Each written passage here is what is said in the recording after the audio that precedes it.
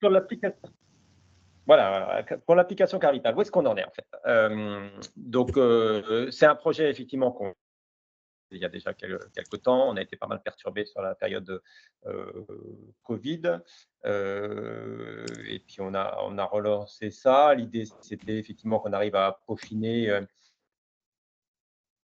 l'application, le parcours utilisateur, l'ergonomie de l'appli, tous les sujets, techniques et de sécurité. Donc on a fait plusieurs pré-séries, expérimentations et cetera, et donc depuis l'été 2023, on a ouvert, dans, 8 départements.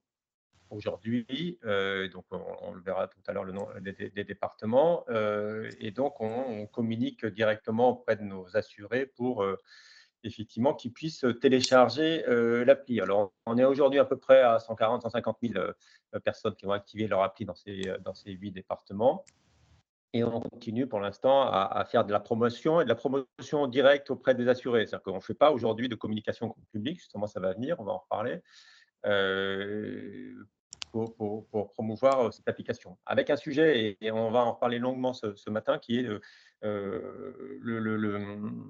pour réussir le déploiement de l'appli Carte Vitale, il y a les 2 sujets. Il y a effectivement, il nous faut que, il y ait des assurés qui, téléchargent l'appli Carte Vitale et qui l'utilisent, quand ils vont, chez les professionnels de santé. Et puis, on a le deuxième volet qui est, il faut que les professionnels de santé soient équipés et prêts à utiliser cette appli Carte Vitale. Et il faut que les deux se rencontrent pour que le truc fonctionne, quoi. Et donc, voilà, et on marche sur ces deux pieux-là pour que ça marche. Et du coup, là, c'est ça qu'on veut voir avec vous, c'est comment on arrive à concilier ces deux trucs. C'est-à-dire que nous, on est prêts et on va lancer des opérations de communication effectivement de plus en plus importantes auprès des assurés, et on fait de la communication directe auprès des professionnels de santé. Mais voilà, chacun doit avoir sa part. Il faut accompagner les professionnels de santé pour qu'ils puissent, et que la rencontre, pour qu'ils puissent utiliser et lire cette appli Carte Vitale, donc que la rencontre entre les utilisateurs assurés et les utilisateurs professionnels de santé puisse se faire correctement. Et donc aujourd'hui, on est dans 8 départements. On va ouvrir effectivement à la mi-année 2024 à deux nouvelles régions, Auvergne-Rhône-Alpes et PACA. Et du coup, on aura à peu près un quart de la France qui va être couverte, là, 23 départements. Alors, ça ne fait pas un quart complètement de la population, puisqu'il y a il y a des gros départements, mais il y en a aussi des petits en termes de population. Mais du coup, on va avoir à peu près un quart de la France qui va être couvert à la mi-2024. Et donc, il faut se préparer dès maintenant pour que, effectivement, à mi-2024, on soit prêt dans ces départements-là. Et puis, derrière, début 2025, on commencera à généraliser. C'est pas encore complètement arrêté sur la vitesse à laquelle on va aller pour généraliser. Et ça va dépendre effectivement de la montée en charge de l'équipement aussi des professionnels par rapport à ça. Et donc, on le fera a priori par grandes régions, par des régions entières en 2025, plus ou moins rapidement sur le premier semestre ou sur l'année. Ça reste à déterminer. Et du coup, là, on est effectivement sur une pente ascendante là-dessus. Et donc, on a effectivement des objectifs sur l'appli elle-même, la facilité d'utilisation, je disais, à la fois sur la partie assurée et la partie professionnelle de santé. Il y a un processus initial de l'appli qui est l'activation par l'assuré lui-même, avec des trucs qui sont pas très naturels. Il faut faire un flux vidéo de sa carte d'identité, recto, verso, plus un flux des vidéos d'un selfie vidéo. Donc voilà, c'est des choses qui ne sont pas habituelles, etc. Donc on peaufine aussi les consignes qu'on donne lors de ce processus auprès des assurés. Et puis on a effectivement toute la facilité d'utilisation chez le professionnel de santé, avec le fameux soit QR code qui est produit par l'appli Carte Vitale, soit le lecteur sans contact, la lecture sans contact des informations. Donc voilà, moi, typiquement, le NFC, ça marche chez Android, mais ça ne marche pas chez Apple. Donc voilà, un petit sujet autour de tout ça. Mais du coup, l'idée est effectivement, et on n'arrête pas aujourd'hui de faire des améliorations de l'appli et du système d'information qui est en back-office pour améliorer en fait l'usage et pour le professionnel de santé et pour l'assuré. L'objectif qu'on s'est fixé à la fin de l'année 2024, c'est d'atteindre 2 millions d'usagers de l'appli. Donc, oui, aujourd'hui, on est à 150 000, hein, donc ça va être de plus en plus rapide sur les prochains mois. Et avec l'ouverture à deux grandes régions, ça va effectivement s'accélérer et la communication grand public va démarrer. Et l'enjeu qu'on voulait discuter avec vous, c'est qu'on ait le maximum de professionnels de santé qui sont équipés. Alors aujourd'hui, en termes de priorité, on a les médecins et les pharmaciens, parce qu'il y avait le sujet du Ségur, et donc l'appli Carte Vitale et l'addendum 8, ces Vital étaient effectivement intégrés dans ce Ségur pour que les logiciels intègrent cette possibilité. Et donc ça, on a aujourd'hui à peu près 80% des médecins et des pharmaciens qui ont un logiciel qui intègre l'addendum 8 et donc qui pourraient accepter l'appli Carte Vitale. Mais on a un deuxième enjeu, c'est qu'ils puissent lire l'appli Carte Vitale derrière et que tous les réglages, l'achat de l'équipement, lecteur de QR code, éventuellement NFC, puisse être fait, que tout ça soit bien paramétré pour qu'effectivement, quand un assuré arrive soit au cabinet du médecin, soit à l'officine pharmacie, que le truc fonctionne et on voit bien que voilà, il y a plein de petites choses qu'il faut. Il faut que l'équipement soit bon, etc. Mais on va en parler toute la matinée là-dessus. Donc nous, effectivement, ce qu'on veut, c'est qu'il y ait un maximum de professionnels de santé qui soient équipés dans ces 23 départements. Et puis, on s'est fixé une priorité auprès des pharmaciens avec un objectif ambitieux, hein, c'est que l'ensemble des officines acceptent l'appli Carte Vitale dans les 23 départements. Alors, pourquoi les officines? C'est parce qu'aujourd'hui, ils ont déjà des équipements qui leur permettent de lire des QR codes. En général, c'est derrière le comptoir, etc. Donc, voilà, il y a un certain nombre d'officines qui commencent à s'équiper pour mettre ça au-dessus du comptoir pour pouvoir lire, etc. Il y a aussi un sujet de paramétrage de l'outil, etc. Mais aujourd'hui, il y a moins de freins, en tout cas chez les pharmaciens qui ont déjà des équipements qu'il faut éventuellement paramétrer pour pouvoir accepter l'appli Carte Vitale. Et c'est là où les assurés vont le plus souvent, en fait, à la pharmacie. Et donc, c'est ça qu'on se fixe avec une priorité sur les officines, quoi. Et puis derrière, effectivement, on a un certain nombre de nouveaux services qu'on développe. Alors, il y a déjà des choses dans l'appli qui sont, par exemple, le résumé de facture, c'est-à-dire que l'assuré, lorsque le professionnel a facturé, il peut consulter dans l'appli Carte Vitale un résumé de la facturation de son professionnel de santé. Donc, il a effectivement instantanément dès que c'est facturé. On a intégré dedans l'identifiant national de santé. Donc, ça, c'était demandé par les professionnels de santé parce qu'il y a tout un sujet de comment l'identifiant national de santé est qualifié, etc. Donc, quand il est dans l'appli, il est déjà qualifié, donc le professionnel de santé peut l'utiliser d'emblée. Et puis, on a des autres demandes, et donc ça va venir un peu plus tard, sur la gestion de l'assurance complémentaire. Donc, l'idée, en gros, c'est de supprimer la carte mutuelle hein, et que les patients n'aient plus ni la carte vitale dans leur poche, ni leur carte mutuelle, et que tout ça soit intégré dans l'appli. Et donc, cette appli Carte Vitale va intégrer effectivement la gestion de l'assurance complémentaire. Donc, ça, c'est plutôt en 2025 qu'on aura ça. Mais ça, c'est un point important, notamment pour les pharmaciens, qui, justement, avec juste la lecture de l'appli Carte Vitale, auront à la fois les droits du régime obligatoire et du régime complémentaire pour pouvoir facturer et faire du tiers payant. Et puis, on a les autres usages en établissement, en télésanté, qui viendront effectivement progressivement. Et donc, mon message, une fois que vous avez vu un peu tous nos objectifs, c'est effectivement, on a besoin de vous et on compte sur vous pour nous aider effectivement à faire que le déploiement de cette appli soit une réussite. On a encore pas mal de chemin à faire ensemble et voilà, toutes les équipes sont mobilisées et prêtes à travailler avec vous pour qu'on réussisse ce projet ensemble. Voilà, merci de votre attention. Merci, Manuel. Je vois qu'il y a des questions qui sont déjà posées sur la conversation. On y travaille, hein. On essaie d'y répondre. Alors, on va passer à la partie état du déploiement de l'appli Carte Vitale et perspectives.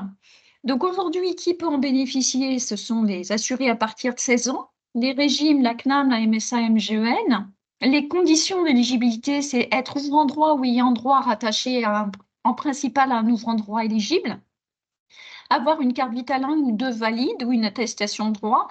Et les cas de tutelle ne sont pas éligibles. Et il faut avoir un smartphone en version minimum 7 ou Android 12 pour iOS. Ensuite, qui pourra en bénéficier demain? Donc aujourd'hui, vous avez vu, les 8 départements sont les suivants. Demain, on aura, comme disait Emmanuel, on aura 15 départements supplémentaires qui sont les départements Aura et PACA. Donc, comme il disait, ça fait presque le quart de la France qui sera concernée par le déploiement de l'appli Carte Vitale. C'est plutôt une très bonne nouvelle, sachant qu'on vise 2025 pour un déploiement France entière. Et donc, avec la livraison de la version 3 de l'appli qui est prévue en avril, hein, puisque là, on est en version 2 de l'appli Carte Vitale qui est sur le terrain, les critères d'éligibilité vont légèrement changer. Il faudra être ouvrant droit, avoir un NIR certifié rattaché, avoir des droits ouverts, avoir un compte assuré ouvert avec une adresse mail valide et hors tutelle. Donc, on a un petit peu durci les conditions d'éligibilité pour des questions de sécurité également. Cette version 3 de l'appli prévue en avril utilisera l'adresse mail du compte assuré dans le parcours d'activation pour des raisons de sécurité, comme je le disais. Les critères d'éligibilité, comme je vous disais, ont évolué.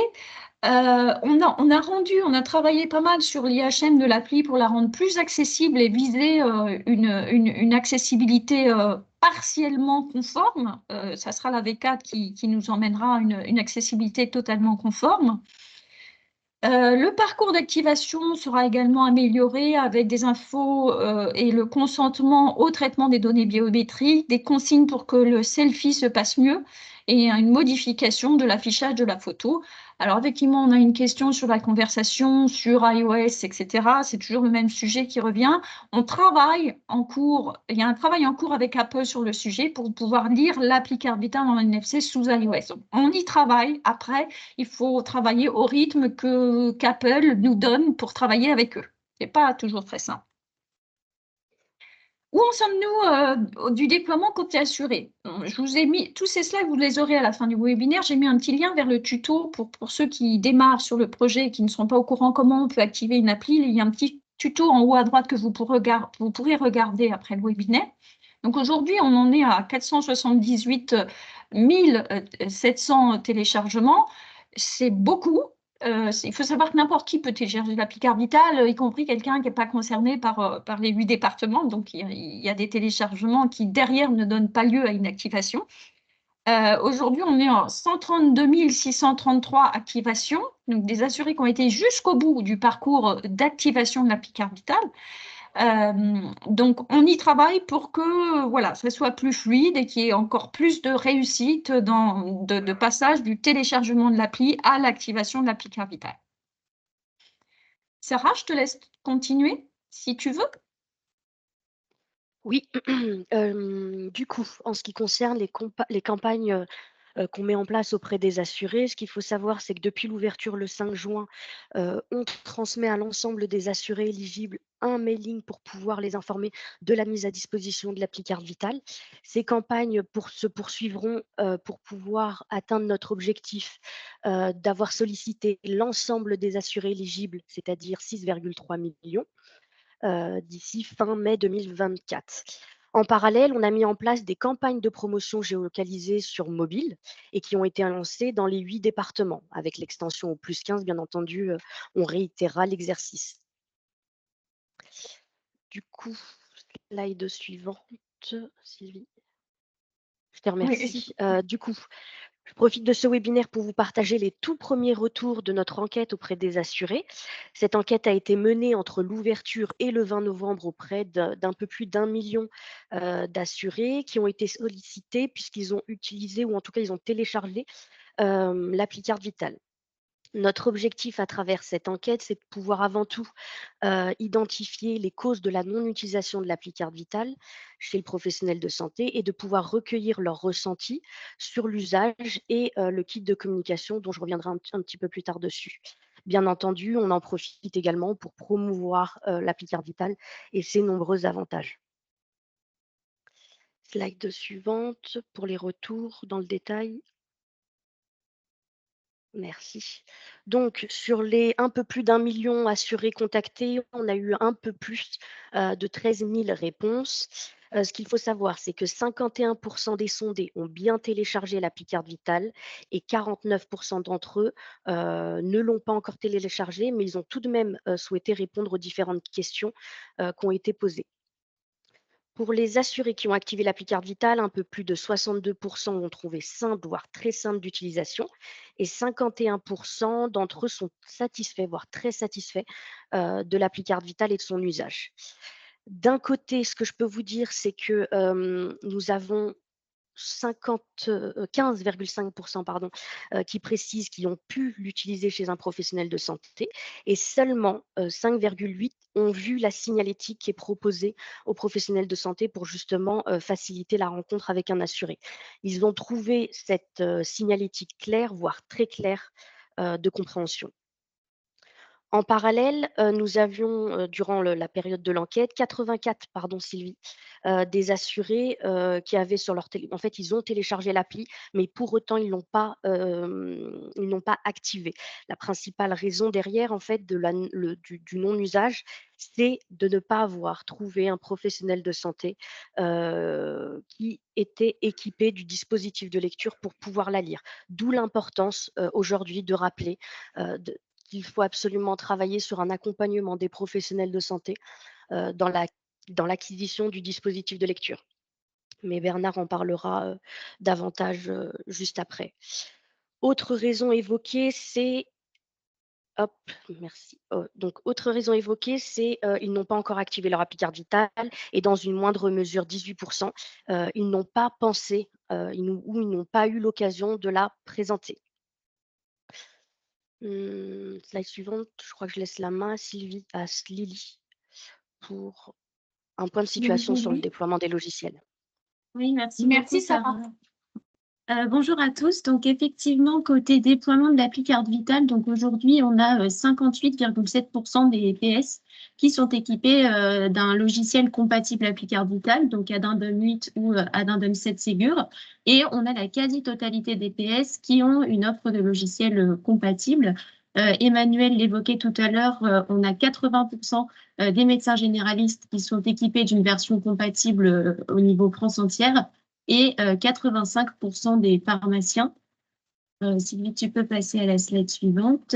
On constate par ailleurs que 77% des éditeurs ont une offre de logiciel compatible appli carte vitale et 61% d'entre vous ont au moins un PS équipé de la version du logiciel qui est compatible appli carte vitale.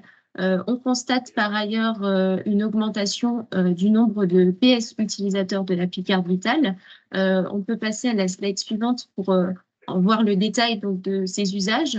On constate donc que 1361 PS sont utilisateurs de l'appli carte vitale dans les 8 départements actuellement ouverts depuis septembre 2022.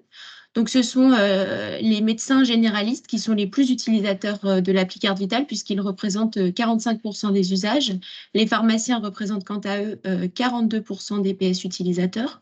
On constate que toutes les catégories de PS sont représentées dans les usages à l'exception des laboratoires avec lesquels nous travaillons. On peut passer à la slide suivante. Ici, on constate donc la répartition des FSE appli carte vitale produites par catégorie de PS. Donc, ce sont cette fois les pharmaciens qui produisent la plus grande volumétrie de FSE appli carte vitale puisqu'ils en représentent 58% contre 35% pour les médecins généralistes. Et depuis septembre 2022, on a 5894 FSE appli carte vitale qui ont été réalisés. Je voulais remercier Lily. Donc Lily, vous la connaissez peut-être pas, mais Lily travaille avec moi et elle accompagne les éditeurs pour les premiers flux. Donc n'hésitez pas à nous contacter et Lily se fera un plaisir de vous accompagner. Merci Lily. Je passe la parole à Sarah. Sylvie, est-ce que tu peux mettre le diaporama en plein écran, s'il te plaît? Il y a plusieurs demandes en ce sens sur le. Oui. Merci. Vous voyez? C'est bon? En fait, dans le partage, grand écran. Comment je fais ça? Je ne sais pas. Joker. Si je fais ça. Cliquez sur paramétrage d'affichage. Cliquez sur paramètres d'affichage en haut et vous basculez. Voilà. Ça va? Vous voyez? Pardon. Ah. Est-ce que c'est bon là? Non, ça n'a pas bougé.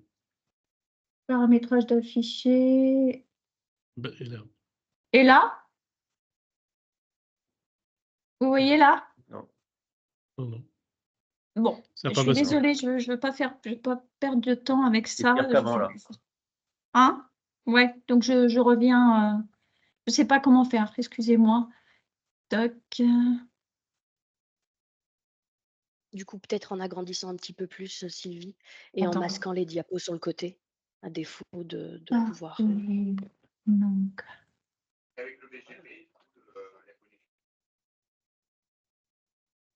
On continue? Ok.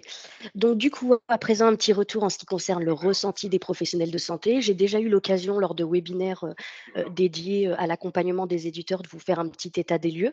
Je voulais juste vous partager, en tout cas, les petites nouveautés qui ont été remontées dans le cadre des visites promotionnelles auprès des médecins généralistes et des pharmaciens. Ce qu'il faut retenir ici, c'est que nous avons majoritairement des professionnels de santé qui sont réceptifs, voire très réceptifs à l'arrivée de l'appli Carte Vitale et apprécient notamment la démarche d'amélioration de l'usage. Nombreux sont ceux qui s'intéressent à la nouveauté, aux avantages qu'elle procurera aux assurés, à leurs patients, mais également pour eux. Certains retiennent que l'appli Carte Vitale répond aux besoins de toute la population, en tout cas qui opte vers des outils numériques. Et les professionnels de santé, dont notamment les pharmaciens, évoquent davantage les avantages comme la délégation à un tiers, l'intégration des données MC qui vont pouvoir les faciliter dans l'acquisition des droits des assurés. Ça évitera également, selon eux, les fraudes et favorisera les flux sécurisés puisqu'il devient systématique. Si on passe à la slide suivante.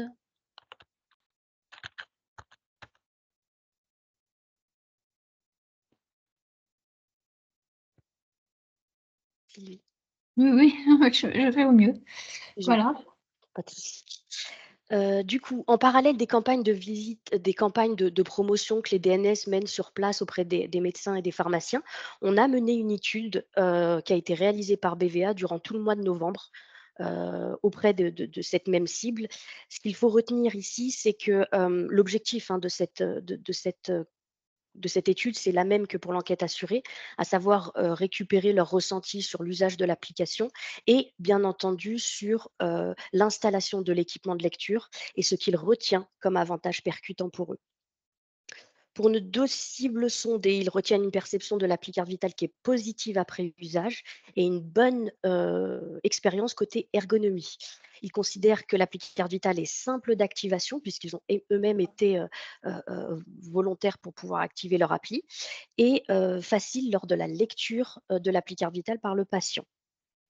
Néanmoins, je retiens quelques éléments, à savoir que certains professionnels de santé nous partagent leurs craintes vis-à-vis des risques d'usurpation d'identité et de piratage de l'application. De notre côté, Assurance Maladie, on travaillera justement à pouvoir rassurer dans le cadre de nos campagnes de promotion et d'accompagnement tous les éléments qui vont permettre justement de rassurer sur la sécurisation optimale de l'appli Carte Vitale.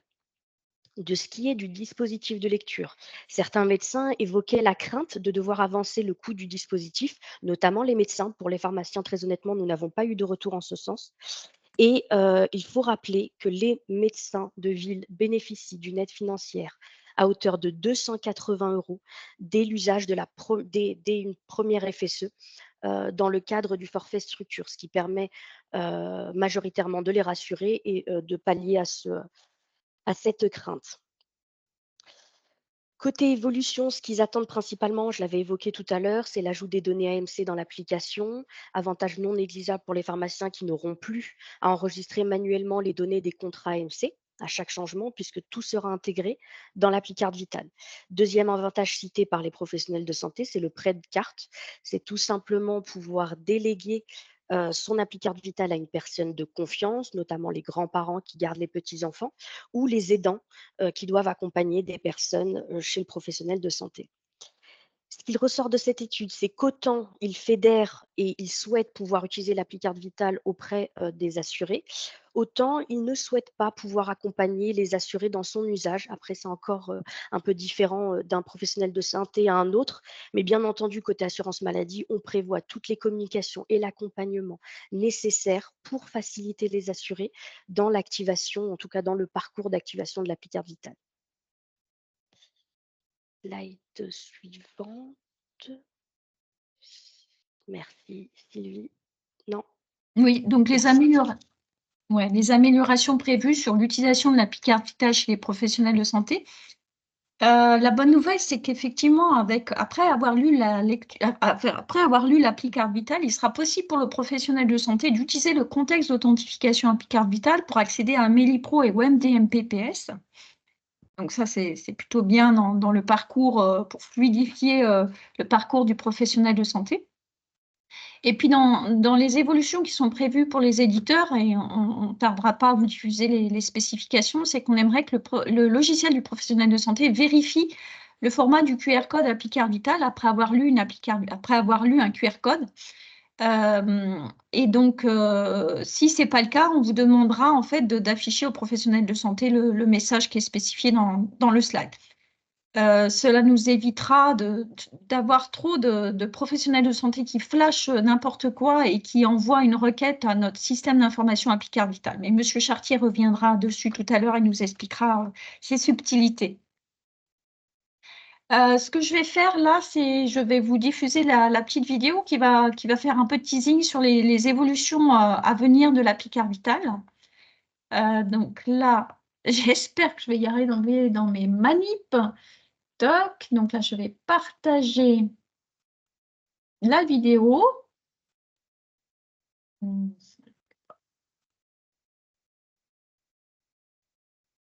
Partager.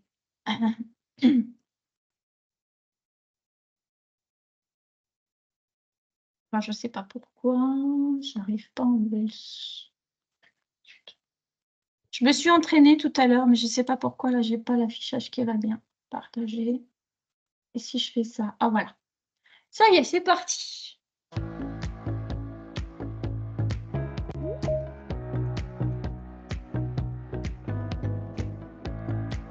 Tom a activé sa carte vitale dématérialisée sur son smartphone. Il l'utilise régulièrement et ne risque plus de l'oublier.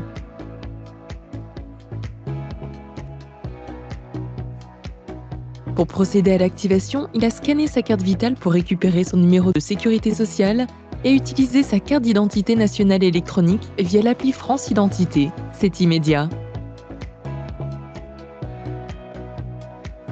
Tom a ensuite ajouté les données de sa complémentaire santé dans son appli carte vitale. C'est moins de papier et moins de risque de perte. En présentant son appli carte vitale aux professionnels de santé, Tom est remboursé de ses frais de santé à la fois par la sécurité sociale, mais aussi par sa complémentaire santé, sans surcharge administrative.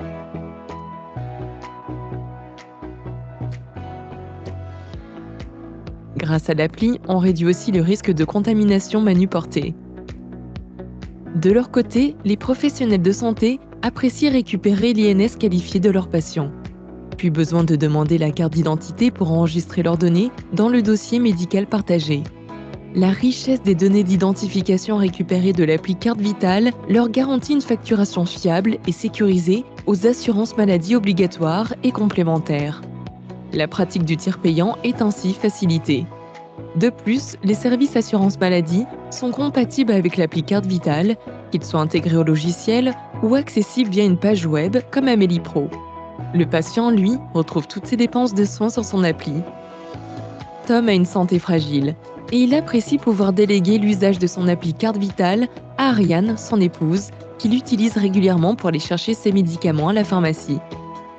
Tom utilise également son appli carte vitale pour se connecter de façon sécurisée à sa plateforme de téléconsultation. L'appli carte vitale offre les mêmes avantages aux professionnels de santé, qu'ils soient en présentiel ou en téléconsultation.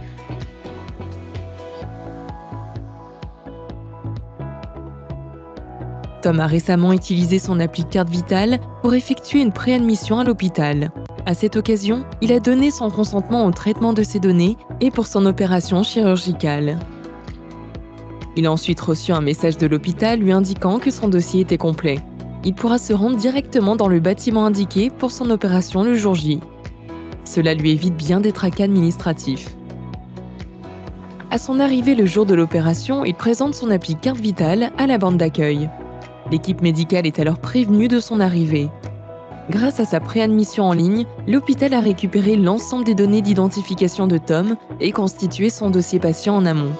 Le passage au bureau des admissions a ainsi été évité. Et grâce à ces données récupérées de l'appli, l'hôpital a effectué une facturation fiable et sécurisée aux assurances maladie obligatoires et complémentaires. En se connectant à la plateforme post-opératoire de l'hôpital avec l'appli carte vitale, Tom bénéficie d'une télésurveillance médicale. Le niveau EIDA substantiel de son appli lui permet de se connecter en toute confiance à des fournisseurs de services manipulant ses données médicales et donc sensibles. L'équipe médicale de l'hôpital est avertie dès que le dispositif médical de Tom transmet des mesures anormales. Cela permet un suivi personnalisé et de qualité. La carte vitale, vitale aussi en appli.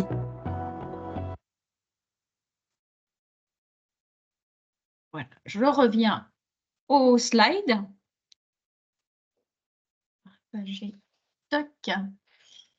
Alors, on en était là. Voilà. Alors, les leviers conventionnels. Sarah, si tu veux, tu continues?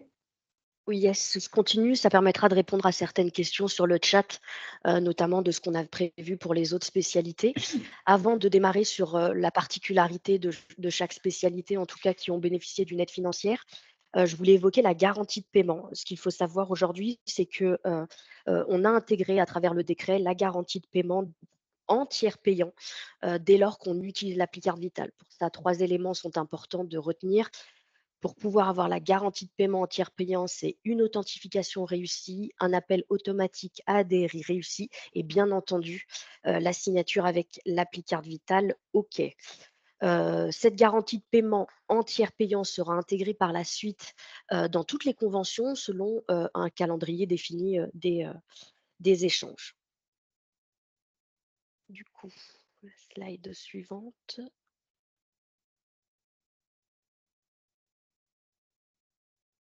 Alors, on ne voit plus les titres. Merci Sylvie.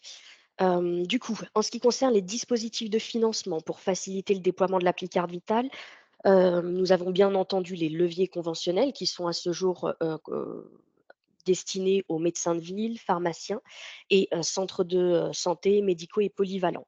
En parallèle, vous n'êtes pas sans savoir que le Ségur Vague 1 intègre la compatibilité appli Carte Vitale pour les médecins de ville, biologistes, radiologues, pharmaciens, hôpitaux et tous les centres de santé. La vague 2 intégrera prochainement les dentistes, sages-femmes, IDE, donc infirmières, masseurs kinés et les radiologues. Si on rentre dans le détail du forfait structure attribué aux médecins, du coup, slide suivante. Merci Sylvie. Donc, pour les médecins, ce qu'il faut retenir ici, c'est que nous avons intégré comme prérequis d'avoir le logiciel compatible appli Carte Vitale et en parallèle, intégrer un nouvel indicateur que j'avais évoqué tout à l'heure et qui a pour objectif, en fait, tout simplement d'encourager les premiers usages de l'appli Carte Vitale. Pour les médecins généralistes, c'est 280 € dès la première FSE réalisée. Pour information, nous avons dans les 8 départements entre juin et fin décembre 2023 identifié 575 médecins éligibles à cette aide financière. Ce qu'il faut savoir également, c'est que la convention médecin de ville prévoit déjà une rémunération qui sera versée en 2025 pour tout usage de l'appli Carte Vitale réalisé courant 2024. Si, slide suivante, on passe aux pharmaciens. Du coup, même exercice pour les pharmaciens, on a appliqué cette fois-ci la même logique, à savoir un prérequis pour le logiciel compatible appli Carte Vitale et en parallèle un indicateur pour favoriser son usage sur le terrain. Les pharmaciens vont bénéficier de 50 € pour l'usage d'une FSE avec appli Carte Vitale. Alors, je sais d'avance, puisque j'ai déjà échangé avec un certain nombre de pharmaciens, pourquoi ce montant-là, qui est différent de celui des médecins. Ce qu'il faut se rappeler, c'est que les pharmaciens disposent déjà d'une rémunération pour la réalisation de FSE et également une rémunération pour la mise à jour des cartes vitales, ce qui n'est pas le cas des médecins de ville. Pour l'année 2023, donc encore une fois, entre l'ouverture début juin, le 5 juin et fin décembre, on a identifié dans les 8 départements 489 officines éligibles au financement. Slide suivante, donc c'est les centres de santé médicaux et polyvalents. Ce qu'il faut savoir ici, c'est exactement la même chose que pour les médecins de ville. La seule différence, c'est que pour l'usage en facturation, donc les 280 €, ce sera limité à 20 ETP. Au-delà, le financement ne sera pas attribué. Donc, pour répondre à la question de certains éditeurs sur le chat, bien entendu, on a prévu, dans le cadre des négociations, de proposer les mêmes dispositifs de financement ou en tout cas d'intégrer le logiciel compatible appli carte vitale et une aide pour l'usage en facturation de l'appli. Prochaine négo, ce sera pour les dentistes, sages-femmes, infirmières, les auxiliaires médicaux et de mémoire, actuellement, on a encore celle des médecins et des pharmaciens qui sont en cours. Du coup, slide suivante. Donc là, moi, je vais vous parler de ProPS Millésimi 2023-2024, qui consiste à afficher les matériels compatibles appli carte vitale sur le site de l'éditeur. Ça fait partie des critères qui vont être demandés dans ProPS 2023, mais aussi 2024. Donc, n'hésitez pas à afficher cette information sur votre site Internet, des préconisations en termes de terminaux lecteurs utilisés pour lire l'appli carte vitale. On va laisser la parole à notre expert dispositif de lecture de l'appli carte vitale, mais pas que d'ailleurs. Bernard, si tu veux, tu prends le relais, tu mets ta webcam, ta caméra. Bonjour. Je vais vous parler, en fait, je vais axer l'essentiel de ma présentation sur une nouvelle rubrique qu'on va mettre en ligne.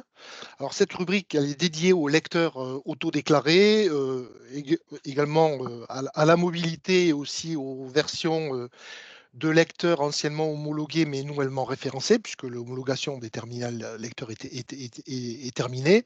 Donc on a ces trois éléments qui seront inscrits dans les rubriques dans les sujets de cette nouvelle rubrique. Donc en fait, c'est une rubrique qui manquait assez cruellement, puisqu'on avait une information lecteur qui était un peu diffuse un petit peu partout, sur l'espace industriel, sur le site web, sur d'autres sites, que sais-je encore. Donc on a essayé de focaliser tout ça et de remettre toute cette information dans cette rubrique-là. Alors, j'ai voulu vous la présenter en quelques mots, en quelques slides. Alors, dans un premier temps, on va retrouver, on va dire, une introduction à ce que comprend cette rubrique. Donc, je précise que je travaille avec deux experts techniques sur la partie électeur et la partie mobilité. Voilà, merci Sylvie. Donc, Étienne Marabout pour la partie référentielle autodéclarée sur la partie lecteur autodéclaré et François Fafin pour la partie mobilité.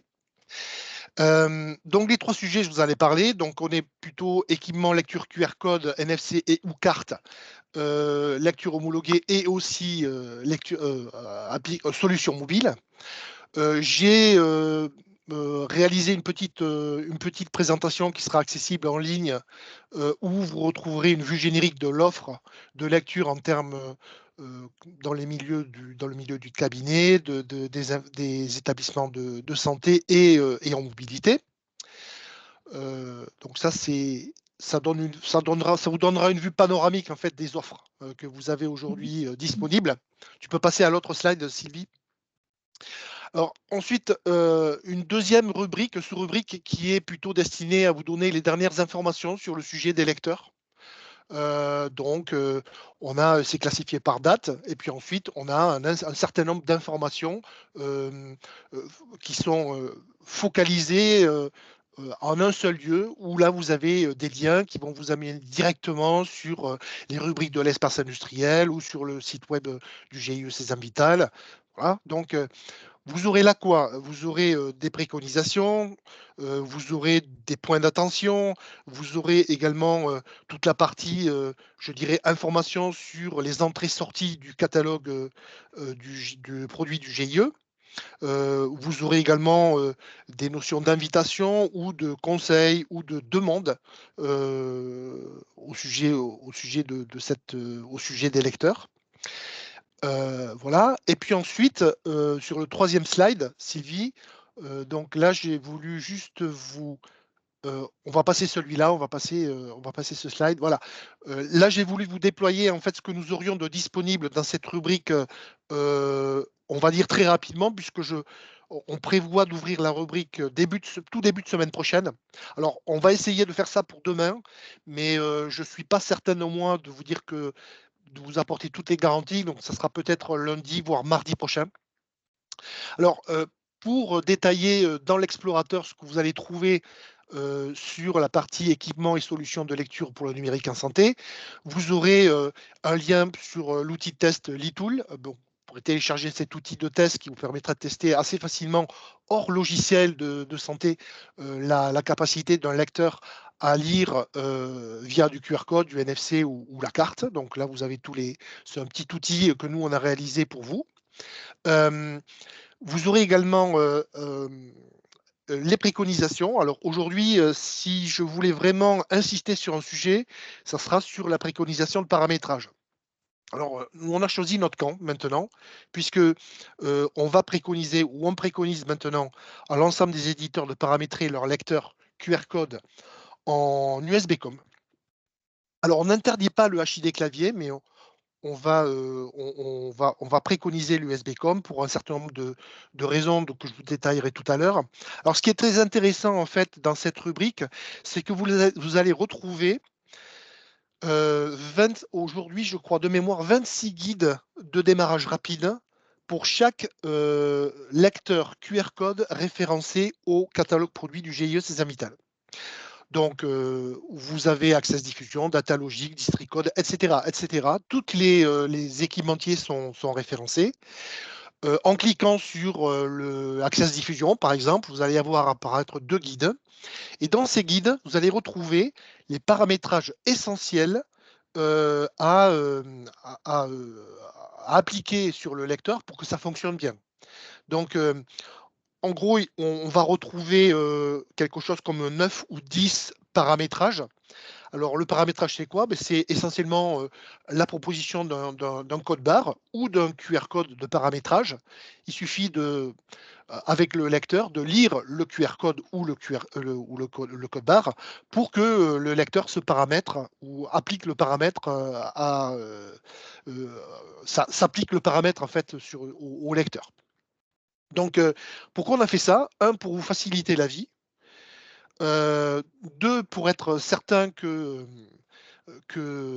vous allez aller rapidement à l'essentiel du paramétrage, en évitant que vous soyez contraint de lire les manuels qui aujourd'hui sont relativement volumineux. Si on prend un manuel quelconque de lecteur code barre, on se retrouve avec 300 à 400 QR codes et code barres de paramétrage possibles qui ne sont pas forcément utiles dans le cadre de la lecture de l'application carte vitale. Donc, ce qu'on a demandé aux équipementiers, c'est de nous proposer, enfin de réaliser des guides, donc des tout petits guides de démarrage rapide qui permettent à l'éditeur d'aller directement droit au but pour le paramétrage.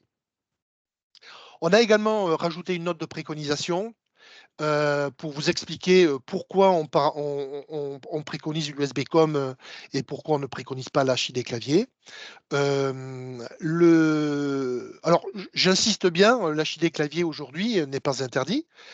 Il fonctionne, mais il apporte un certain nombre d'inconvénients qui, pour nous, sont incompatibles avec le degré de satisfaction qu'on pourrait amener aux professionnels de santé.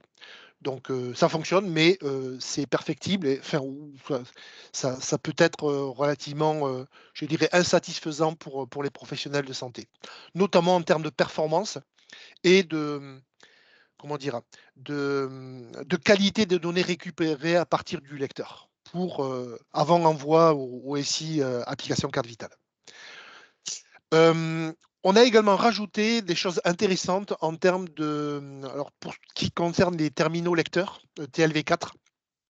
On a notamment un guide d'intégration Olakin qui est très bien fait, qui vous permet enfin, Olakin a mis en place ce guide pour vous donner un certain nombre de commandes intelligentes qui vont vous permettre d'interagir sur le lecteur, sur les lecteurs de type TPE et les Priom 4 de chez Olakin. Donc, ça nous semblait très intéressant de vous le mettre en avant.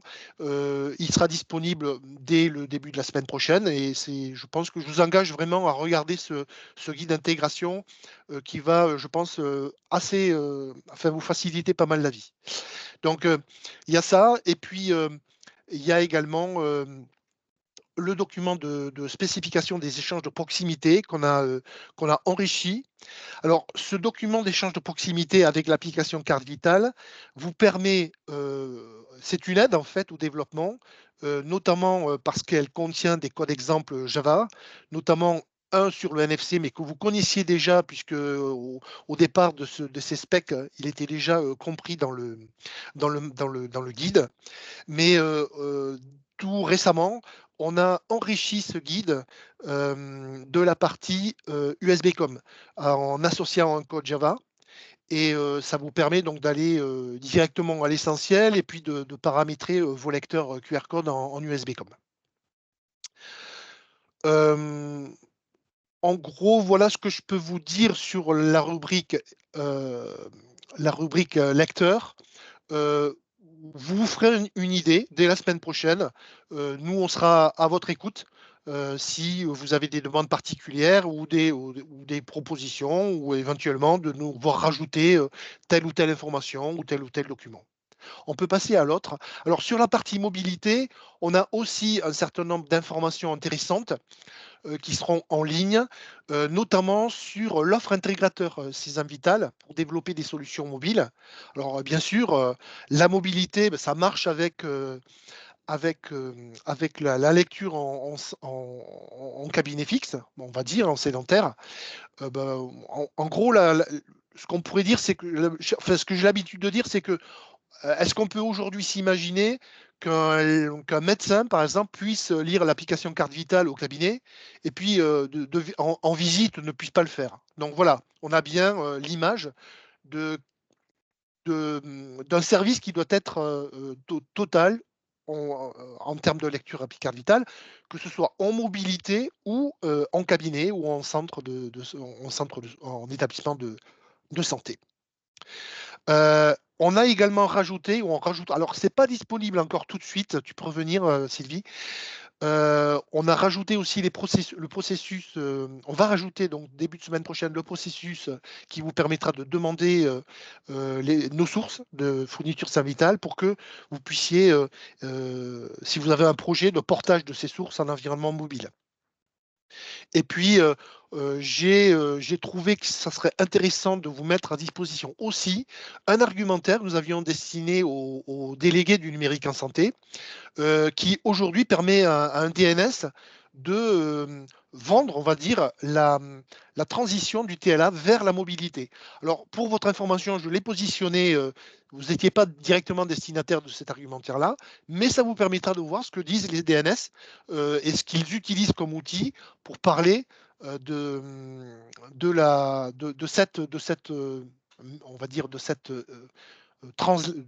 cette migration du TLA vers des applications mobiles. Voilà. On peut passer à l'autre slide. Et pour finir la rubrique, on a quelques liens importants. Alors, ces liens importants sont là pour vous faciliter la vie. Donc, vous allez directement, en cliquant sur ces liens, vers la présentation générale du processus de référencement, vers des solutions mobilité destinées aux professionnels de santé ou aux intégrateurs, etc., etc. Donc, voilà, bon, petit rappel, début de semaine prochaine, on ouvre la rubrique et puis on est à votre écoute si vous avez des questions.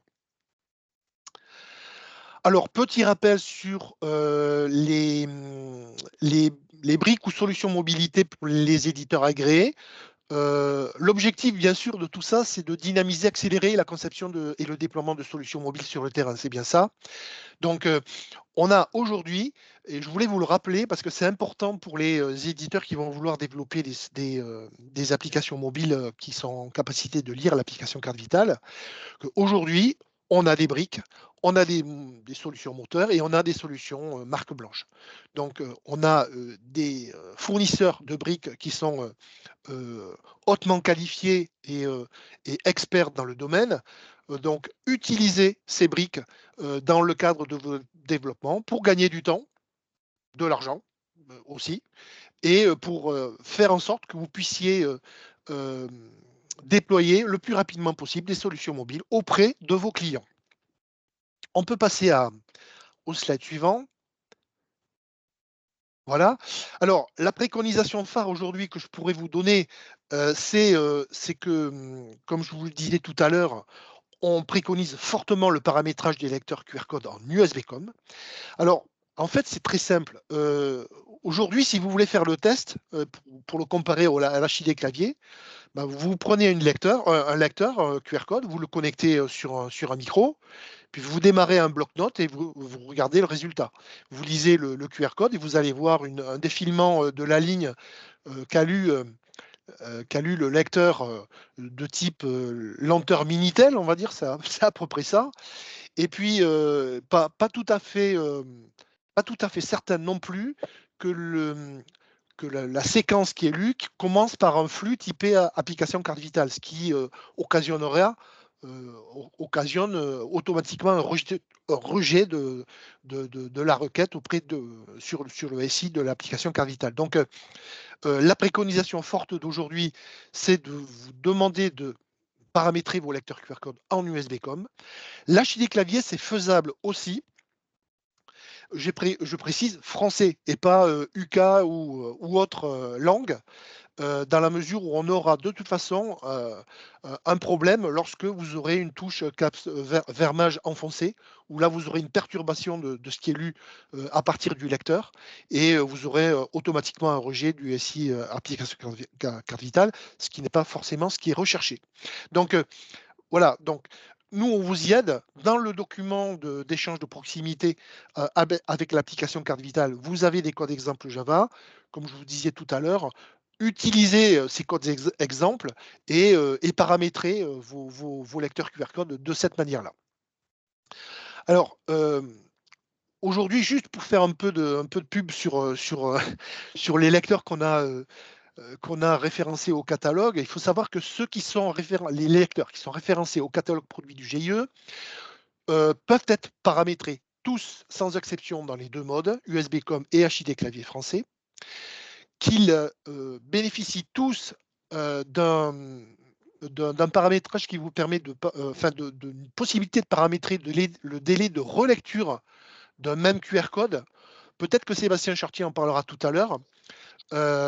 Et également qui sont tous en capacité, bien entendu, de lire l'application carte vitale, qui est relativement dense, comme vous le savez, et les data matrix. L'intérêt aussi, c'est que l'ensemble de ces lecteurs sont attachés avec un guide de démarrage rapide. Aujourd'hui, il y en a 26, et c'est quelque chose qui évoluera au fur et à mesure qu'on rentrera, donc on référencera des lecteurs dans le catalogue produit. La différence entre les deux, USB-COM et HID clavier, c'est tout simple, c'est que un nécessite un développement. L'USB-COM, c'est vrai qu'il va falloir développer un tout petit peu pour que vous puissiez paramétrer dans vos logiciels. Alors, là, bien sûr, rien d'impossible. Aujourd'hui, dimanche, j'étais sur Pharmagora. Quand je pose la question à des éditeurs, ils me disent, bon, voilà, c'est une journée de développement. Je pense que ça vaut le coup pour satisfaire vos clients en termes de performance et de qualité de l'information récupérée à partir d'un QR code de l'application carte vitale. Pour le HID clavier, alors, c'est plug and play, on va dire, hein, ça ne nécessite pas de développement, c'est clair. Par contre, la perf, elle n'est pas du tout au rendez-vous. Voilà. Donc, à vous de voir, mais c'est faisable.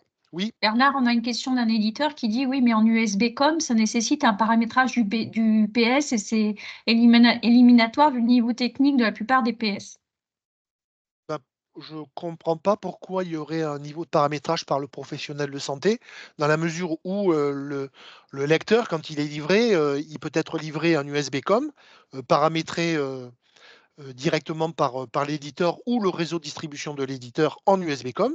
Et là, il n'y a rien à faire. Enfin, il n'y a pas grand-chose à faire, si ce n'est de brancher le lecteur.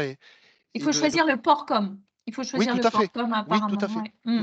Tout à fait. Ouais. Voilà. Bon, je dirais qu'il n'y a rien d'impossible. J'ai pas de remontée de ce genre de problématique chez nous, mais bon, ok, non, mais c'est une petite parenthèse. Oui, il faut que le PS soit accompagné par son éditeur aussi. Hein. Ok. Oui, tout à fait. On passe au slide suivant. Alors, là, ce que j'ai voulu vous laisser sur vous afficher, c'est un tableau de synthèse des paramétrages que nous avons qui sont disponibles sur les lecteurs. Donc, vous voyez, tous les lecteurs QR code sont affichés dans ce tableau. Et vous avez en vert lorsque c'est oui, en rouge lorsque c'est non, et oui par défaut en orange. Donc, ce que j'ai voulu vous montrer là, c'est que l'ensemble des lecteurs aujourd'hui sont paramétrables dans l'ensemble de ces paramétrages. Donc, il y a de la configuration usine, l'USB-COM, la des claviers, le data matrix, les délais de relecture, etc., le volume du son du bip, le NFC, oui ou non, etc. Donc, tout ça, c'est disponible dans les guides de démarrage rapide qui seront fournis donc dès la semaine prochaine. On peut passer à l'autre. Alors, un petit point d'information sur ce qui va arriver, sur ce qui est rentré récemment dans le catalogue. Récemment dans le catalogue, on a vu, on a référencé le 7.2 Contactless, qui est un petit lecteur NFC carte de chez Olakin. Newland qui est venu référencer son premier lecteur, qui est un lecteur QR code, c'est le Urshin FR27 là. On a évacué, on a déréférencé un lecteur qui est de chez Districode qui ne lisait pas, on va dire, de façon ultra fiable l'application carte vitale, donc il a été déréférencé, il n'existe plus dans le catalogue. Prochainement, on va voir arriver un nouveau Newland, le Pearl FR50, qui est un petit lecteur QR code que j'ai déjà vu dans quelques pharmacies au Mans. Voilà. Donc, un combo. Donc, le cap ICV lié avec le cap Ending 2 de chez Capels. Donc là, l'intérêt, c'est d'avoir deux lecteurs, mais une seule connexion sur le poste de travail. Donc là, on a d'un côté du QR code du NFC, de l'autre pareil. Donc on a les deux lecteurs qui sont ensemble, liés ensemble par un fil. On va voir prochainement le nouveau Spring Card Socket S370 qui est un lecteur QR code NFC qui va rentrer. Alors on associera bien sûr un guide de démarrage rapide à ces lecteurs, et donc aussi un SANSIL, donc le DSC, alors je ne me souviens plus du terme de ce lecteur, donc je n'ai plus, mais par contre c'est un lecteur qui fait du QR code, du NFC et de la carte. En termes de mobilité, Olakin a référencé une première solution intégrateur, enfin une solution intégrateur qui s'appelle Vitalact Neo. C'est une solution intégrateur full web. Et puis, on a également un équipementier qui s'appelle Mobi IoT, qui a donc référencé un lecteur, c'est un smartphone en fait durci qui intègre un double coupleur de cartes Vital et CPS. Et qui intégrera aussi un portage des fournitures CESA Vital, ce qui permettra à un éditeur, quel qu'il soit, de pouvoir développer son application métier sur cet équipement-là, et que ce soit donc directement utilisable par les professionnels de santé. Voilà. Donc, en synthèse, alors, la première des choses, c'est notre préconisation de paramétrage en USB-COM. Donc, si on a des questions, alors, j'ai vu passer pas mal de questions. Je ne vais pas pouvoir y répondre comme ça dans le webinaire, mais on reviendra vers chacun d'entre vous pour répondre à cette question. Il n'y a pas de souci. Si vous rencontrez des problématiques particulières dans ce domaine-là, on répondra systématiquement et à chacun d'entre vous. En termes de NFC, alors vous savez que on a toujours cette problématique wallet dont vous parlez, je pense, Sylvie, en début de webinaire. Donc, cette problématique, elle existe toujours. Elle se résolvera, ça c'est clair. Alors, la question, c'est quand, puisque la solution technique, bon, elle existe. Par contre, en termes de planification avec Apple, c'est toujours un peu compliqué. Donc, pour l'instant, ce qu'on a demandé à l'ensemble des équipementiers qui étaient impactés par l'apparition de wallets intempestifs sur les smartphones des patients, c'est de désactiver par défaut le NFC avant la livraison chez vous, donc, ou chez le professionnel de santé. Lorsque le moment sera venu et que une solution aura été apportée sur la problématique wallet, on vous demandera de réactiver le NFC sur ces lecteurs, puisque l'ensemble de ces lecteurs, on pourra le faire avec en lisant un simple QR code ou un code barre pour réactiver le NFC sur ce lecteur. Ce qu'on vous demande, enfin ce qu'on vous invite à faire, c'est de nous communiquer vos URL de pages dédiées au lecteur que vous préconisez à vos clients. Ce qu'il faut savoir, alors donc pour ceux qui ne le savent peut-être pas, on a une page sur le site web du GIE qui permet à un professionnel de santé de cliquer directement sur votre URL et d'aller voir ce que vous préconisez, en termes de lecteur. Bon, ce qu'il faut savoir quand même, c'est que notre site internet, il est quand même assez fréquenté et il est notamment fréquenté par 20% des internautes qui le fréquentent. Donc, sur 100% de la cible client, on a 20% de PS qui se connectent sur cette page. Donc, c'est intéressant pour vous de pouvoir, de façon à bien on va dire, mieux fluidifier cette information et à bien la diffuser, que vous communiquiez vos URL dédiées à vos pages lecteurs que vous préconisez, de façon à ce qu'on puisse réorienter le PS qui cliquera sur le lien de votre page, de votre logiciel, qui puisse aller directement sur votre page de préconisation. On est aussi très très demandeur en termes d'éventuelles problématiques lecteurs que vous rencontreriez. Il faut savoir que on a un lien qui est très fort avec les équipementiers, on les connaît très bien, on les pratique presque au quotidien. Donc, si vous avez des problématiques particulières que vous rencontrez sur des lecteurs qui sont référencés au catalogue, on vous invite à nous en informer à Relations Industrielles. Et on reviendra, on essaiera d'agir auprès des équipementiers pour apporter une solution dans les meilleurs délais. En termes de réseau de distribution, alors ce que nous on a remarqué sur une dernière enquête qu'on avait réalisée sur le sujet, c'est que vous étiez assez nombreux à utiliser des distributeurs, des réseaux de distribution. Donc, vous n'interveniez pas directement auprès de vos professionnels de santé, de vos clients. On pense qu'il serait assez intéressant de pouvoir cibler directement ces réseaux de distribution.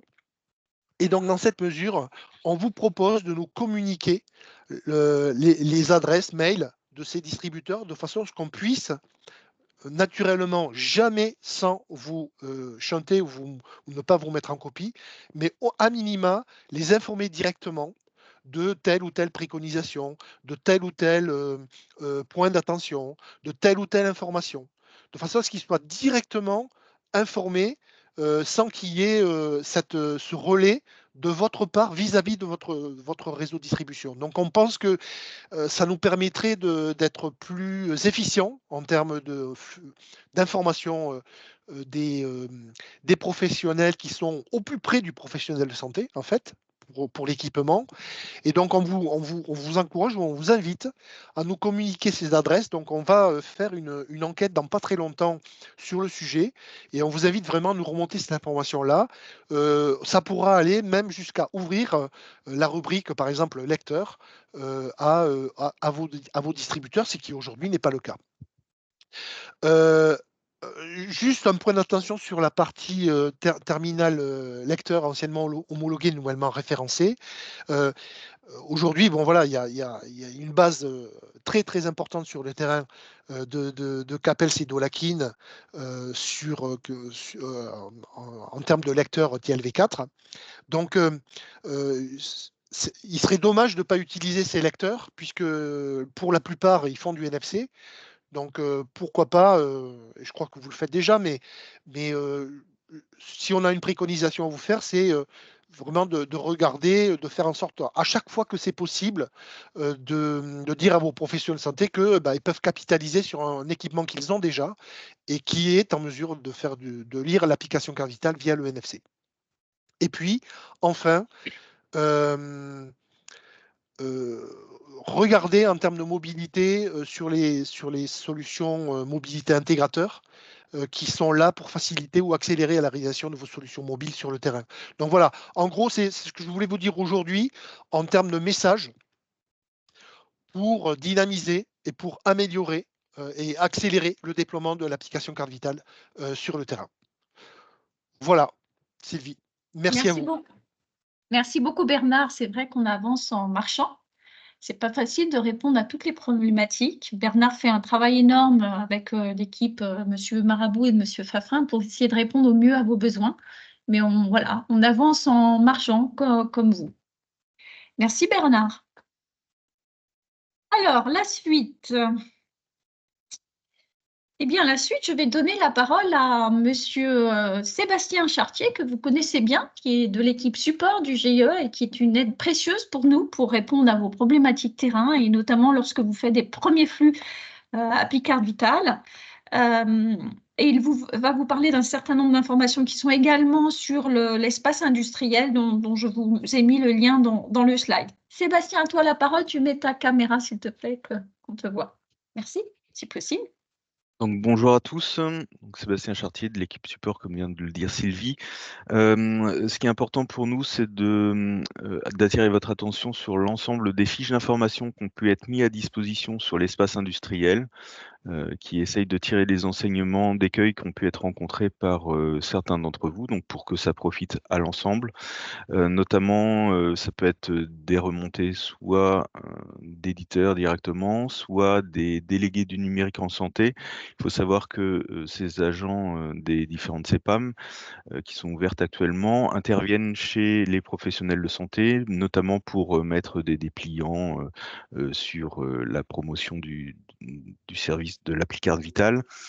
Et donc, en fonction des retours, souvent des dysfonctionnements qu'ils constatent, donc ça peut donner lieu à des fiches d'information, notamment donc le fait de pouvoir facturer avec des actes gratuits seuls, puisque c'est le protocole de test qui est mis en place par les délégués du numérique en santé. Donc, si votre logiciel ne permet pas la facturation d'actes gratuits seuls, ils vont être bloqués pour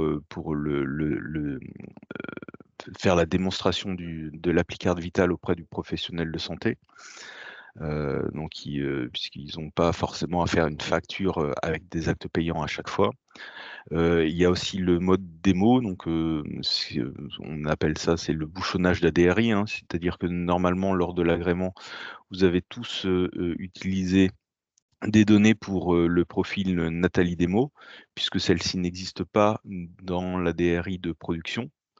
Eh bien, il faut donc conserver cette possibilité en production, puisqu'il y a des applis de démo donc, qui vous sont mis d'ailleurs à disposition depuis le 1er décembre. Vous pouvez récupérer une appli de démo pour pouvoir faire la démonstration de votre produit auprès de vos clients et pour la fournir ou inciter vos revendeurs également à le fournir, ainsi que les installeurs de matériel.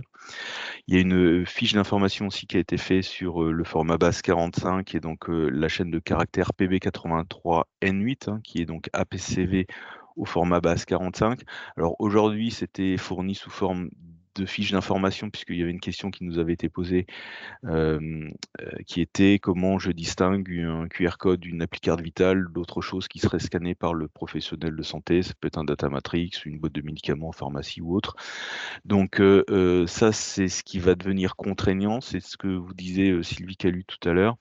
On travaille pour que ce soit donc un nouveau cas de test du CNDA, donc que lorsque votre logiciel, aujourd'hui, vous récupérez un bloc de données du dispositif de lecture, vous le transmettez au SIEPCV, c'est le SIEPCV qui va déchiffrer les données, faire le contrôle et donc générer une erreur si jamais il y a un problème de format. Demain, on va vous demander de vérifier à minima quand vous récupérez le bloc de données que c'est bien un format base 45 qui commence par la bonne chaîne de caractères. Aujourd'hui, on voit que ça représente la très grosse majorité des erreurs qui sont rencontrées sur le terrain sont liées au fait que soit ce ne sont pas des applis cartes vitales qui ont été scannées, donc envoyées au service d'autante, soit ce sont des données qui ont été altérées.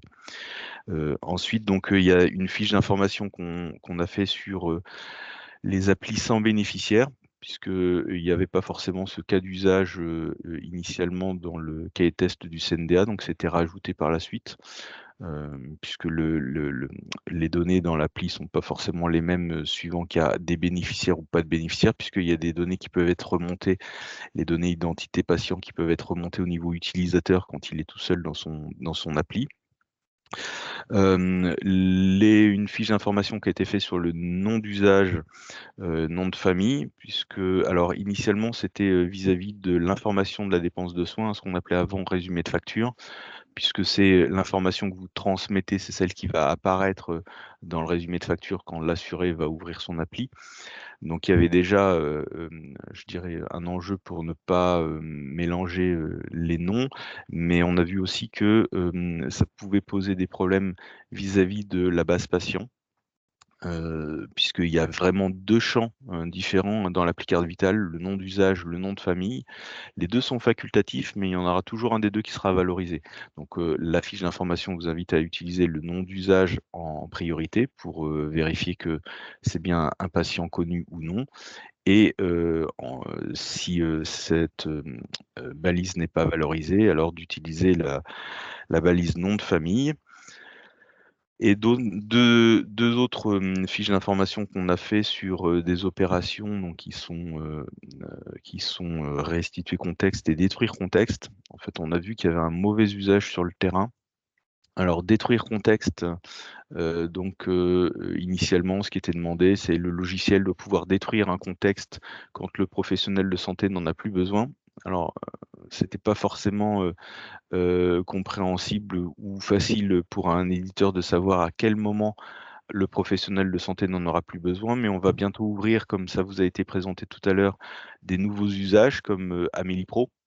Et le problème, c'est qu'Amélie Pro ne génère pas son propre contexte. Il va consommer un contexte qui a été généré par le logiciel de facturation. Et donc, si le logiciel de facturation a détruit le contexte, Amélie Pro ne pourra pas l'utiliser, ce qui va forcer le professionnel de santé à refaire la lecture de l'appli carte vitale au travers du LPS, alors qu'il n'a pas de besoin particulier dans le cadre de la facturation, puisqu'il a peut-être déjà finalisé sa facture. On a vu que ça pouvait poser des problèmes aussi chez les professionnels de santé qui peuvent utiliser plusieurs signatures pour un même contexte. C'est le cas aujourd'hui des infirmiers, des pharmaciens, des dentistes ou des stomatos. Donc eux, ils doivent pouvoir donc faire des FSE, plusieurs FSE sur la base d'un même contexte. Et donc si vous avez détruit le contexte, il est plus utilisable et donc ça nécessite encore une fois de refaire une autente derrière, donc de ressortir l'appli, de réafficher le QR code en se connectant avec le code PIN. Donc c'est pas forcément ce qu'il y a de plus ergonomique, alors que le professionnel de santé avec cette fonction, elle avait la possibilité de le rappeler le contexte pour pouvoir l'utiliser une deuxième fois en signature. Et puis sur le restituer contexte, puisque comme son nom l'indique, le but de l'opération est de récupérer un contexte qui a été préalablement créé. Or, on s'aperçoit aujourd'hui sur le terrain qu'il y a beaucoup de professionnels de santé qui utilisent cette opération alors qu'il n'y a pas eu d'appel au service autante. Donc évidemment, ils ne récupèrent aucun contexte. Donc ça peut cacher une problématique d'ergonomie logicielle C'est-à-dire que les professionnels de santé cliquent sur le bouton restituer contexte en pensant cliquer sur une fonctionnalité pour faire de l'autente. Donc ça, on insiste sur le fait qu'il est important de former les professionnels de santé sur l'usage de votre logiciel. Donc soit leur mettre à disposition des tutoriels, soit de leur expliquer comment fonctionne votre logiciel. Parce qu'on voit aujourd'hui que la quasi-totalité des appels au service restituer contexte n'est pas précédée d'un appel à une demande d'autante.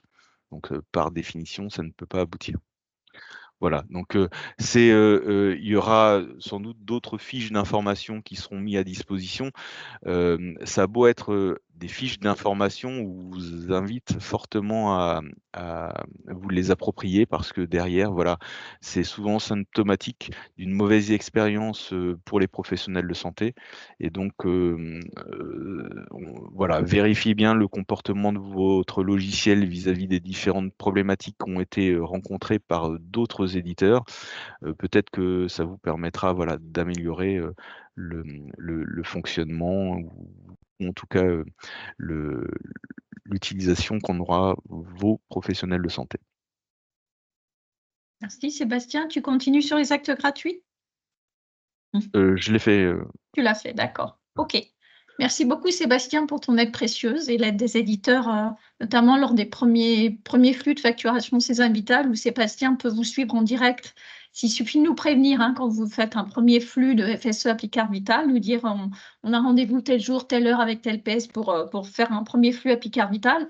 Et si vous nous le dites, on peut se mettre en mesure, nous derrière, au niveau de l'équipe support, pour suivre les flux et notamment ce qui est échangé sur notre SI Applicard Vital et vous apporter éventuellement une aide dans le cas où ça pourrait mal se passer. Voilà, et c'est un exercice de jonglage entre la facturation César Vital, les web services Applicard Vital. Et c'est pas simple, mais Sébastien a cette expertise. Merci beaucoup, Sébastien. Donc, moi, je continue et je vous explique le tuto qu'on vous a mis à disposition sur l'Applicard Vital de démonstration. Alors, je ne vais pas vous montrer le tuto là en direct, mais vous aurez le lien dans le support qu'on va vous fournir. Puis, il est facilement accessible sur la page Applicard Vital de notre espace industriel.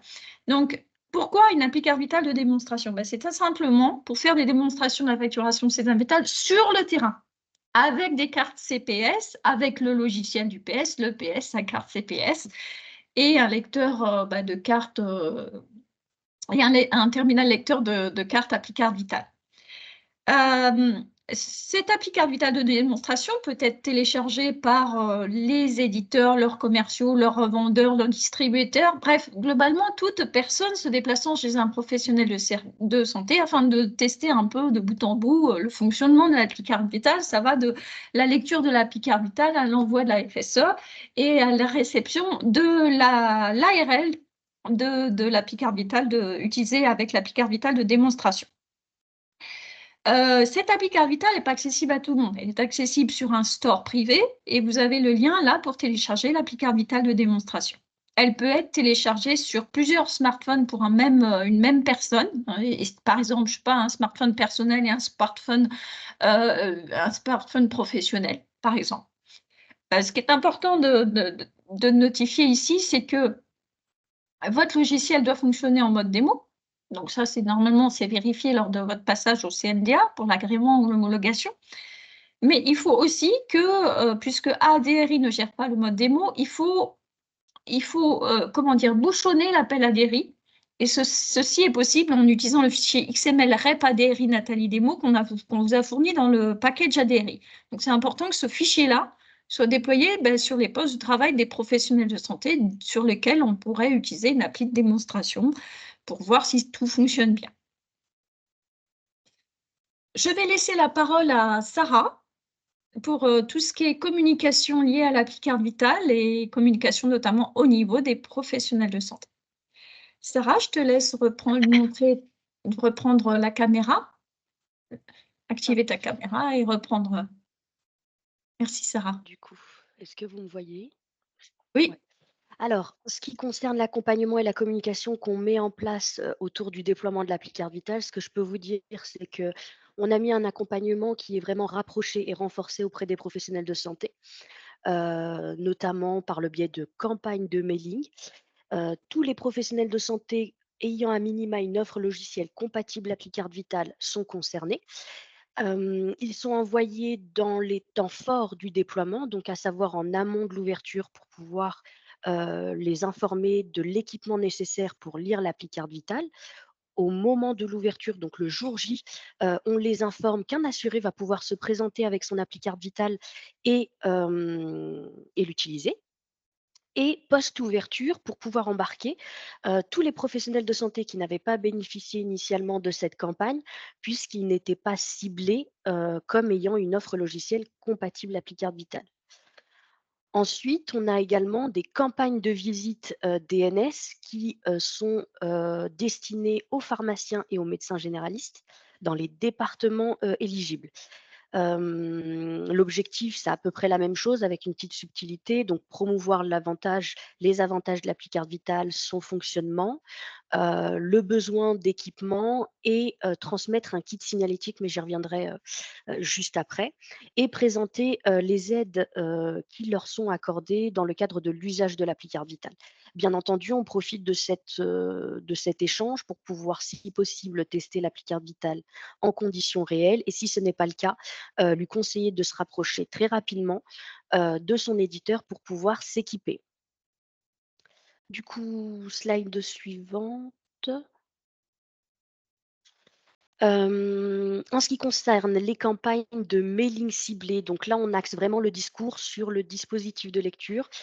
Chaque éditeur qui aura donné de l'information sur sa stratégie de déploiement et les références de modèles de dispositifs compatibles, nous les transmettrons à travers ce courrier-là pour les informer et les pousser à s'équiper du dispositif que vous leur avez conseillé ou que vous proposez à la vente. Aujourd'hui, de mémoire, Bernard, tu me dis, on avait à peu près 80 éditeurs qui nous ont partagé les références de dispositifs de lecture, si ce chiffre est toujours d'actualité. Bernard? Oui, 80 éditeurs qui, pardon, excuse-moi, Sarah? À peu près 80 éditeurs qui t'ont partagé les références de dispositifs de lecture qui sont compatibles oui, tout à fait. aujourd'hui avec l'appli Carte Vitale. Malheureusement, enfin, nous, on a pu communiquer ça au réseau des délégués du numérique en santé. Par contre, on n'a pas cette information, on n'a pas une information équivalente via notre site web. Oui, exact. Pourquoi? Parce que tous les éditeurs n'ont pas fait l'effort, peut-être, de dédier une page lecteur préconisée auprès de leur clientèle. Donc, certains l'ont fait. Je crois que de mémoire, 25 ou 30 éditeurs ont fait ça et ont affiché cette information sur notre site web. Donc, par rebond, un PS peut aller sur tel ou tel lecteur préconisé par tel ou tel éditeur, mais on est assez loin de l'équivalence qu'on a donnée au DNS, quoi. En tout cas, C'est dommage. Donc c'est ce qu'on disait tout à l'heure, c'est que on aimerait bien que les éditeurs nous communiquent ces URL pour que les PS puissent, quand ils vont commencer à regarder ça via notre site internet, qu'ils puissent rebondir directement sur les sites internet des éditeurs. Non seulement sur notre site internet, mais aussi sur Amélie IPS, hein, Sarah. Oui, aussi, ouais. C'est important de le dire. Si tu veux, tu en parles? J'en parlerai juste après, Sylvie, quand je présenterai les outils digitaux. Du coup, dernier accompagnement, donc Sylvie en a parlé un petit peu tout à l'heure, hein, c'est l'accompagnement au premier flux. Donner la possibilité à tous les professionnels de santé volontaires dans un département éligible de pouvoir faire un test en conditions réelles de l'appli Carte Vitale en présence d'un DNS et bien entendu avec l'appui de son éditeur.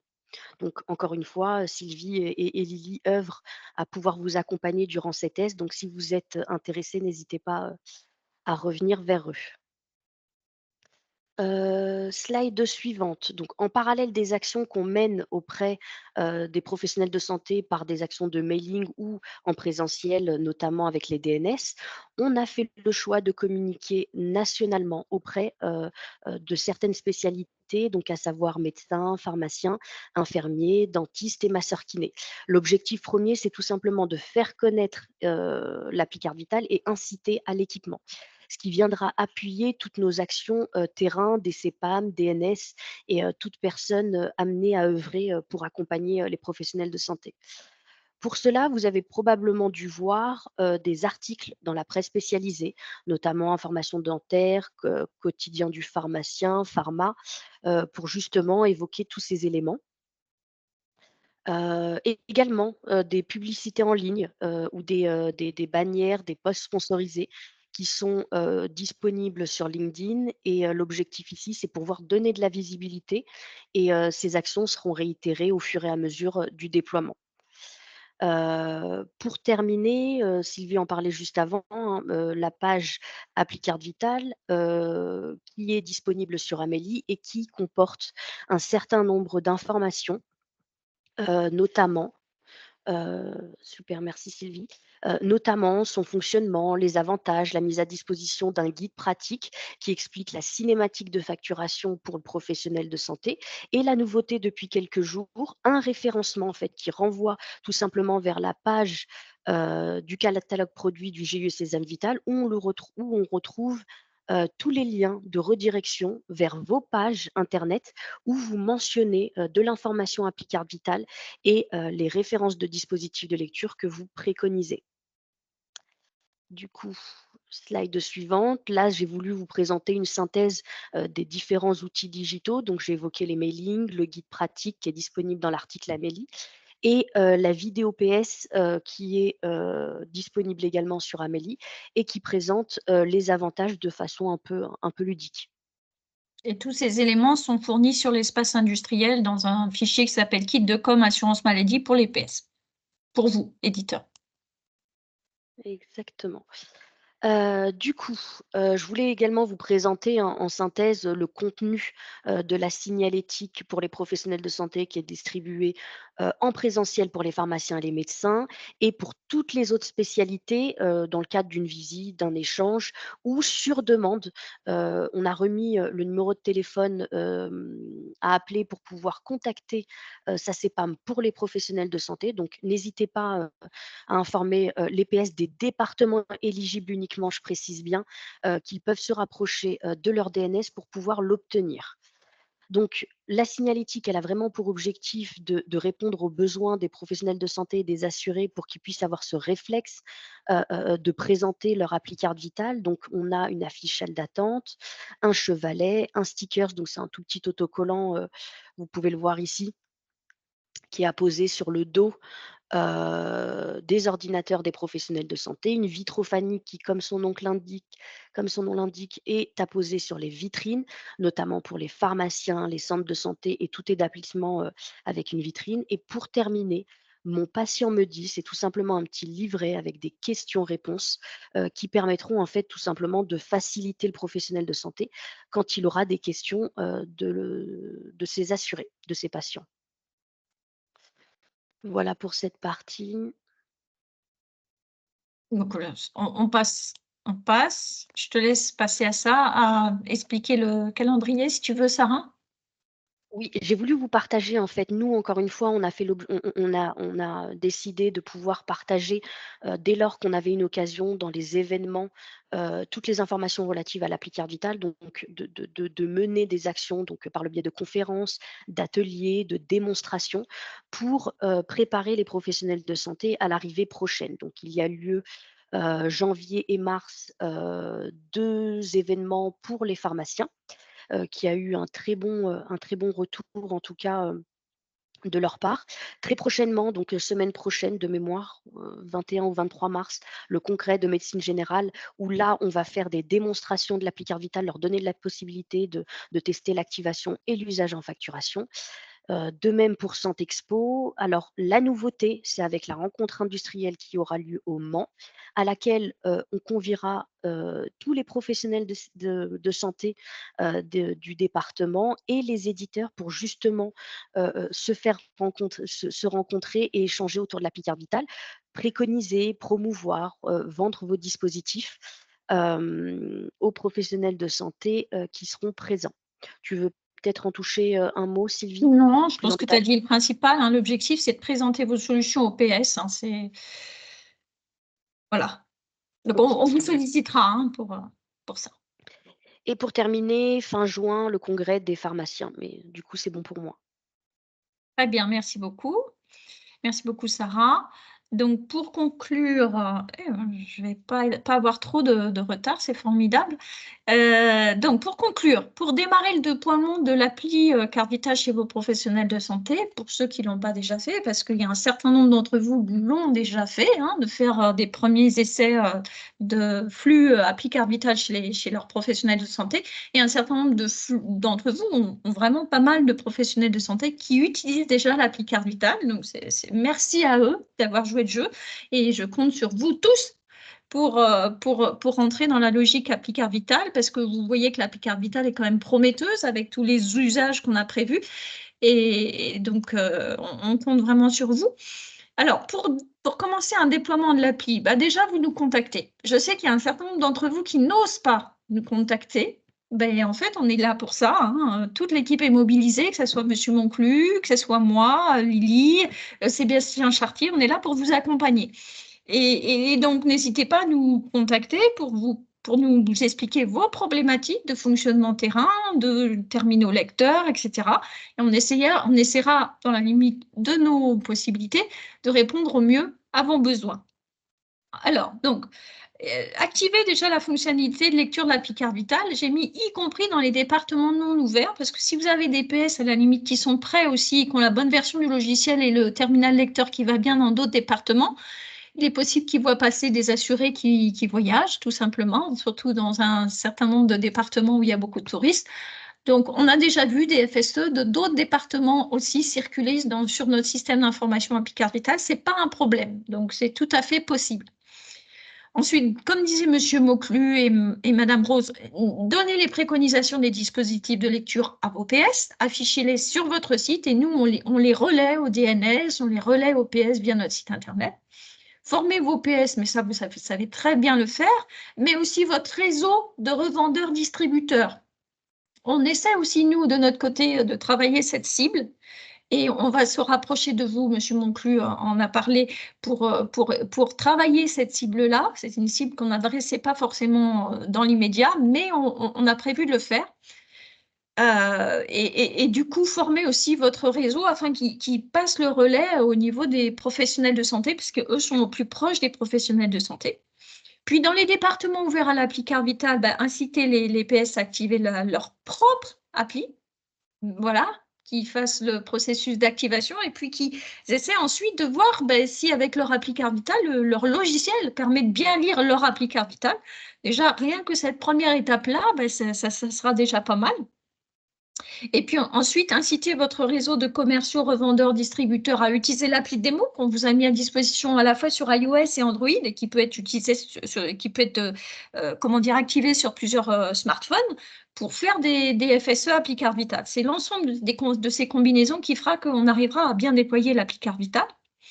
Et comme je le disais tout à l'heure lors de l'intervention de M. Chartier, prévenez-nous quand vous avez organiser un premier test en conditions réelles avec un de vos professionnels de santé, eh bien, nous, on pourra suivre en parallèle ce qui se passe sur notre SI appli Cardvital et travailler avec votre équipe du support, notre équipe support, votre équipe support pour voir si tout se passe bien. Et effectivement, on peut avoir un DNS qui se déplace. Ça peut très bien se faire aussi sans DNS, ce premier test. Donc, n'hésitez pas à nous prévenir et on suit tout ça avec votre équipe support. Incitez vos professionnels de santé à mettre la signalétique. C'est aussi un facteur clé de succès, cette signalétique. Ils peuvent la récupérer en appelant leur CEPAM.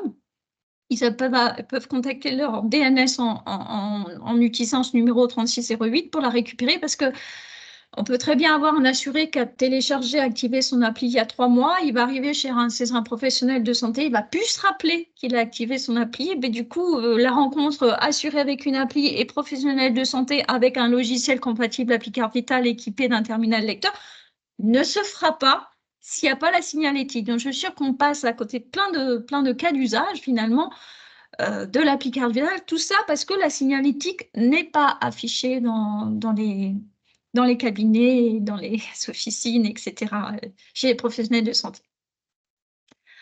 organiser des webinaires. Il y en a déjà pas mal d'entre vous qui le font pour informer et former les DNS. Les DNS, c'est un peu la force vive, les commerciaux un peu de l'assurance maladie, ils forment les PS au Ségur. Donc, ils vont chez des PS, ils voient des logiciels, ils ne savent pas toujours comment ça marche ces logiciels-là. Donc, si vous organisez des webinaires pour informer et former les DNS, eh bien, les DNS relayeront l'information au mieux par rapport à votre logiciel et vos équipements de lecture que vous conseillez, que vous vendez, que vous préconisez. Ensuite, un certain nombre de CEPAM organisent aussi des événements autour du Ségur et de l'appli-carte vitale. Donc, n'hésitez pas, s'ils vous invitent à participer à ces événements-là, où ils réunissent à la fois les PS et les éditeurs. C'est ce qu'on va faire un petit peu à la rencontre industrielle, comme je le disais tout à l'heure. Et enfin, dans les départements ouverts à l'appli-carte vitale, les PS volontaires que vous souhaitez peuvent être visités par les DNS pour faire les premières FSE appli-carte vitale. Contactez-nous et ça peut s'organiser très, très facilement. Voilà. Et enfin, là, j'ai mis les coordonnées des différentes équipes à contacter. Vous connaissez le centre de service, on a vu Sébastien tout à l'heure présenter son retour d'expérience des premiers flux et ce qu'il a pu mener avec les éditeurs. Et puis, Lily et moi, on est là pour vous aider, pour vous simplifier la vie, pour organiser les choses et pour vous donner de l'information. D'ailleurs, j'ai prévu, donc, suite à ce webinaire où on a poussé un maximum d'informations, on ne vous a pas tellement laissé la possibilité de vous exprimer oralement. Je vois que vous l'avez fait à travers la conversation Teams, c'est très bien.